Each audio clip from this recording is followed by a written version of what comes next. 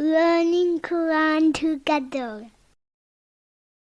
बिस्मिल्लाह अल्हम्दुलिल्लाह वस्सलातु वस्सलामु अला रसूलिल्लाह। सूरह हूद आयत 41। वक़ाल अरकबू फ़ीहा, और उसने कहा कि सवार हो जाओ इसमें। बिस्मिल्लाहि, अल्लाह के नाम से। मजरेहा, इसका चलना भी। व मुरसाहा, और इसका ठहरना भी। इन्ना रब्बी लगफूरुर रहीम, यकीनन मेरा रब बेहद बख्शने वाला है, निहायत रहम वाला है। हज़रत नूह अलैहिस्सलाम ने उन लोगों से कहा जिनको कश्ती में सवार करने का अल्लाह ताला ने हुक्म दिया था कि अल्लाह ताला के नाम के साथ इस कश्ती में सवार हो जाओ। अब ये कश्ती अल्लाह ताला की मशीयत के हवाले है, इसका चलना भी और इसका ठहरना भी। यकीनन मेरा रब तौबा करने वालों और रजू करने वालों के गुनाह को ढांप देता है। वो वसी मगफिरत वाला है और अपने बंदों को उनके गुनाहों की वजह से हलाक नहीं करता, बल्कि वो उनमें से काफिरों और जालिमों को हलाक करता है। उलमा ने इस आयत से इस्तदलाल करते हुए कश्ती या जानवर पर सवार होते हुए बिस्मिल्लाह कहने को मुस्तहिब कहा है, और नबी सल्लल्लाहु अलैहि वसल्लम की सुन्नत से भी इसकी तायीद होती है। इस आयत से चंद बातें मालूम होती हैं। एक ये कि मोमिन को सिर्फ असबाब पर भरोसा नहीं करना चाहिए, बल्कि अल्लाह से उसके फजल की दुआ भी करते रहना चाहिए,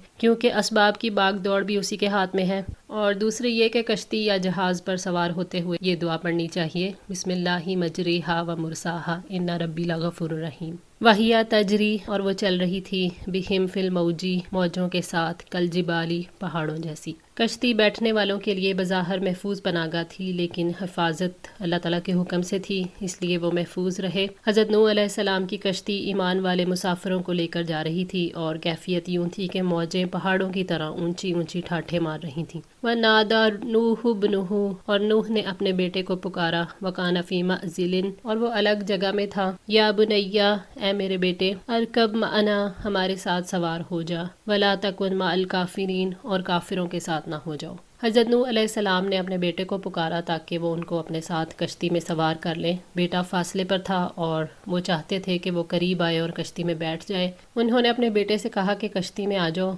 आज वही निजात पाएगा जो ईमान लाएगा, आप इनकार करने वालों में शामिल ना हो। कौला, उसने कहा, साआवी, अन करीब मैं पनाह ले लूँगा, इला जबलिन, किसी पहाड़ पर, या असीमुनी, वो मुझे बचा लेगा, मिनल माई, पानी से। नूह अलैहिस्सलाम के बेटे ने अपने बाप की बात को रद्द करते हुए कहा कि मैं कश्ती पर सवार होकर क्या करूँगा, पहाड़ की चोटी पर चढ़ जाता हूँ ताकि इस सैलाब से बच जाऊँ। उसने नादानी से ये समझा कि पानी पहाड़ की चोटी तक नहीं पहुँचेगा, इसलिए मैं वहाँ चढ़कर बच जाऊँगा। कौला ला आसिमल यौमा, उसने कहा, आज बचाने वाला कोई नहीं, मिन अम्रिल्लाह, अल्लाह के हुक्म से, इल्ला मन रहिमा, मगर जिस पर उसने रहम किया। हज़रत नूह अलैहिस्सलाम ने जवाब दिया कि ये सैलाब नहीं, अल्लाह ताला का अजाब है, जिससे वही बचेगा जिस पर अल्लाह ताला रहम फरमाएगा। बचने के लिए कोई कैसा ही सबब क्यों ना इख्तियार कर ले, अल्लाह ताला ना बचाए तो कोई नहीं बच सकता। वहाला बैनहुमा, और हाइल हो गई उन दोनों के दरमियान, अलमौजू, एक मौज, फ़काना मिनल मुग़रक़ीन, तो वो गर्क किए जाने वालों में से हो गया।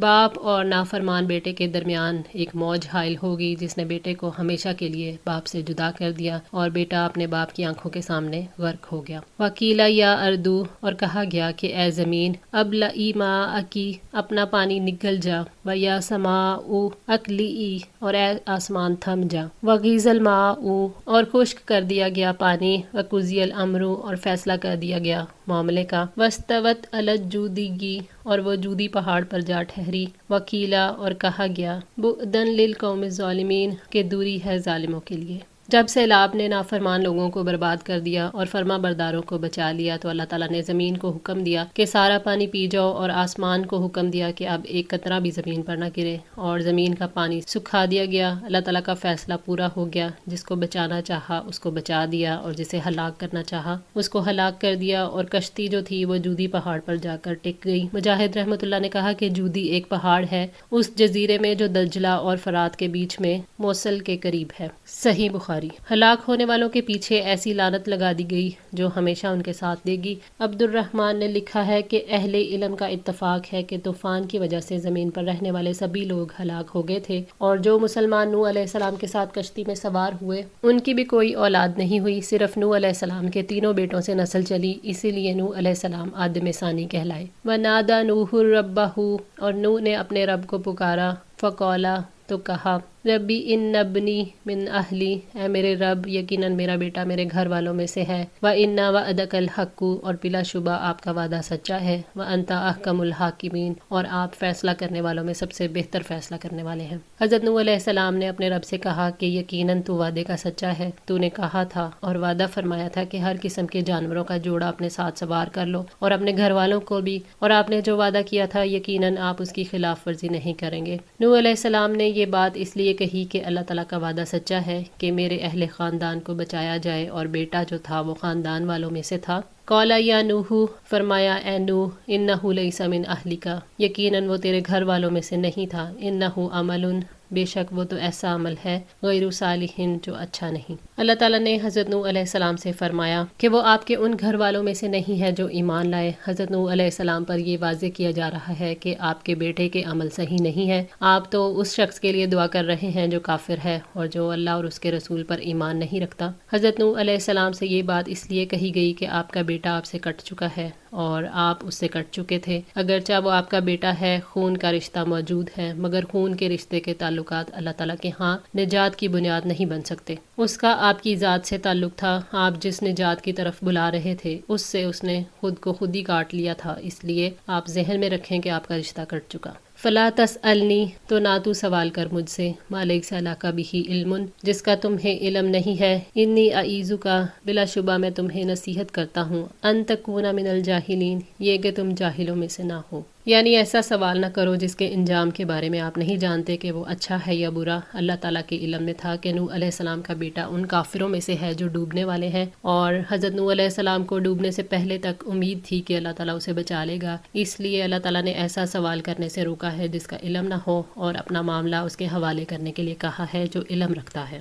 قال ربی انی اعوذ بک، اس نے کہا اے میرے رب بلا شبہ میں آپ کی پناہ میں آتا ہوں، ان اسألک ما لیس لی بہ علم، کہ آپ سے اس بات کا سوال کروں جس کا مجھے کچھ علم نہیں۔ حضرت نوح علیہ السلام نے جب یہ جان لیا کہ بیٹے کی مغفرت کے بارے میں سوال کرنا اللہ تعالیٰ کی مرضی کے خلاف تھا، تو انہوں نے اپنے رب سے پھر معافی کی درخواست کی۔ اللہ تعالیٰ کی رحمت نے ان کو ڈھانپ لیا اور وہ بیٹے کی ہلاکت اور ساتھیوں کی نجات پر مطمئن ہو گئے۔ یہ آیت دلیل ہے کہ نوح علیہ السلام کو معلوم نہیں تھا کہ اللہ تعالیٰ سے اپنے کافر بیٹے کی نجات کے لیے دعا کرنا حرام ہے، اور ان کا بیٹا اللہ تعالیٰ کے اس ارشاد میں داخل ہے، وَلَا تُخَاطِبْنِی فِی الَّذِینَ ظَلَمُوا إِنَّہُم مُغْرَقُونَ، کہ ظالموں کے بارے میں مجھ سے گفتگو نہ کرنا کہ وہ سب غرق ہوں گے۔ جبکہ نوح علیہ السلام یہ سمجھے تھے کہ ان کا بیٹا ان کے اہل کے حکم میں داخل ہے، اور جبکہ بعد میں ان پر واضح ہوا کہ ان کا بیٹا ان لوگوں میں شامل ہے جن کے لیے بخشش کی دعا اور گفتگو کرنے سے روکا گیا ہے۔ وَإِلَّا تَغْفِرْ لِی، اور اگر آپ نے مجھے معاف نہ کیا، وَتَرْحَمْنِی، اور مجھ پر رحم نہ فرمایا، أَكُن مِّنَ الْخَاسِرِينَ، تو میں خسارہ پانے والوں میں سے ہو جاؤں گا۔ حضرت نوح علیہ السلام نے اپنی غلطی پر ندامت کا اظہار کرتے ہوئے کہا کہ اگر آپ نے میری غلطی کو نہیں معاف کیا اور میری توبہ کو قبول نہ کیا تو تب میں خسارہ اٹھانے والوں میں ہو جاؤں گا۔ مغفرت اور رحمت انسان کو خسارہ والے لوگوں میں شامل ہونے سے بچاتی ہے۔ حضرت آدم علیہ السلام سے جب غلطی ہوئی تو انہوں نے بھی اللہ تعالیٰ سے مغفرت اور رحمت کی درخواست کی تھی۔ سورہ الاعراف آیت 23 میں فرمایا، قَالَ رَبَّنَا ظَلَمْنَا أَنفُسَنَا وَإِن لَّمْ تَغْفِرْ لَنَا وَتَرْحَمْنَا لَنَكُونَنَّ مِنَ الْخَاسِرِينَ، ان دونوں نے کہا اے ہمارے رب، ہم نے اپنی جانوں پر ظلم کیا، اور اگر آپ نے ہمیں معاف نہیں کیا اور ہم پر رحم نہ کیا تو ہم ضرور نقصان اٹھانے والوں میں سے ہو جائیں گے۔ قیلا یا نوح، کہا گیا اے نوح، اہبط، اتر جا، بسلام منا، ہماری طرف سے سلامتی کے ساتھ، وبرکاتن، اور برکتوں کے، علیکا و علی امم ممن معک، تم پر اور ان گروہوں پر جو تمہارے ساتھ ہیں۔ اللہ تعالیٰ نے نوح علیہ السلام کی دعا کو قبول کیا، کشتی جودی پہاڑ پر ٹک گئی اور فرمایا کہ اے نوح، آپ کے ساتھ جو مومن ہیں آپ سب کشتی سے اتر جائیں، اللہ تعالیٰ نے برکتوں کی بشارت دی ہے۔ یہ نوح علیہ السلام کی اولاد اور ان کے پیروکاروں کے حق میں خوشخبری تھی۔ یہاں امم سے مراد وہ لوگ ہیں جو کشتی میں ان کے ساتھ سوار ہوئے، جس میں انسانوں کے علاوہ حیوانات کے بھی جوڑے تھے۔ وَأُمَمٌ، اور کئی جماعتیں، سَنُمَتِّعُهُمْ، ان قریب ہم فائدہ دیں گے انہیں، ثُمَّ يَمَسُّهُمْ، پھر پہنچے گا انہیں، مِنَّا عذابٌ علیم، ہماری طرف سے دردناک عذاب۔ یعنی دنیا میں ان کے علاوہ بھی گروہ ہوں گے جنہیں دنیا میں رزق اور برکتیں ملیں گی، یعنی انہیں دنیا سے فائدہ اٹھانے دیا جائے گا۔ پھر ان میں سے کچھ کی نسلوں میں ایسے لوگ پیدا ہوں گے جو آگے جا کر کفر کی راہ اختیار کریں گے اور ان کا مقصد دنیا کا عیش و آرام ہو جائے گا، تو ہم انہیں اس سے فائدہ اٹھانے کا موقع ضرور دیں دیں گے لیکن انجام کار انہیں دردناک عذاب سے دوچار کریں گے۔ تلک من انباء الغیبی، یہ غیب کی کچھ خبریں ہیں، نوحیہا الیکا، جن کو ہم آپ پر وحی کر رہے ہیں، ما کنت تعلمھا، نہ تھے آپ جانتے انہیں، انت ولا قومک، آپ اور نہ ہی آپ کی قوم، من قبل ھذا، اس سے پہلے۔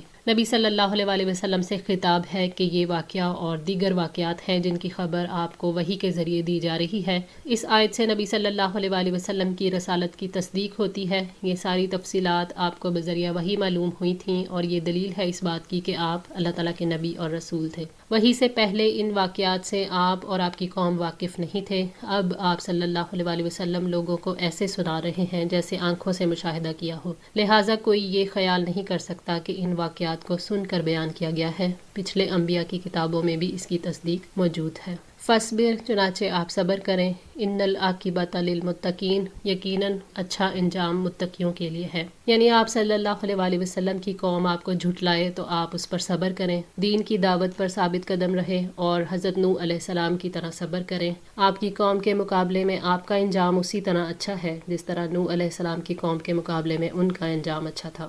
آج کے لیے اتنا ہی۔ دعا ہے اللہ تعالیٰ ہماری اس کوشش کو قبول فرمائے، ہماری غلطیوں کوتاہیوں کو معاف فرما کر ہماری اصلاح فرمائے۔ جزاکم اللہ خیر، والسلام علیکم ورحمۃ اللہ وبرکاتہ۔